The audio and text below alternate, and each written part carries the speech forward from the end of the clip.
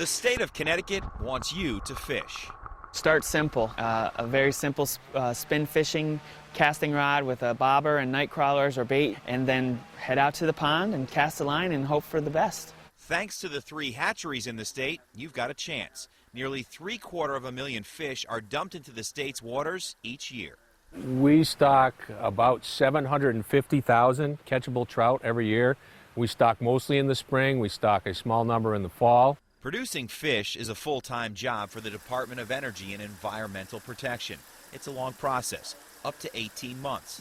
Once released, there's a secret to hooking one. They're not raising dummies at the Burlington hatchery.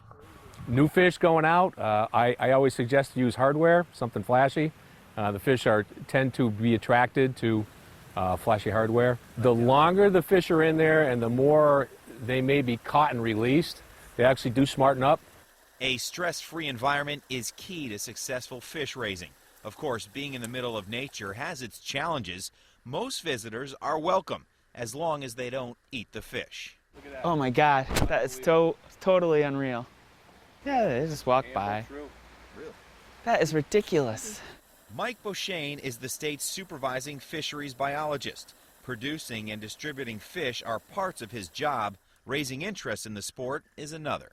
Fishing numbers in general across the country have been dropping off through the years. Since about the peak in the late 80s, early 90s, we're down about 100,000 anglers from historic highs. Our goal is to try to get some of those people back. One of the things the state is doing to regenerate interest is the community fishing program. For the 7th straight year, they have stocked urban waters with channel catfish. Earlier this month, 21,000 catfish were spread around 20 locations.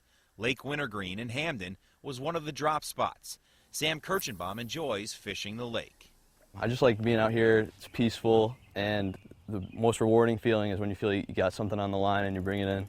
I haven't been able to catch any catfish, but I tried the other day with chicken liver, which it's a good bait that they like, and didn't come up with anything, but I've heard of people catching them in here. Aside from the community program, there's also a youth fishing passport program and one called No Child Left Inside. And there's one coming up on August 10th at Fort Trumbull in New London, where the public is invited down to come down, and we have hundreds and hundreds of fishing rods and bait, and everybody can come down and try it out. All they're asking you to do is show up and fish, and maybe one day you'll find one of these on your line.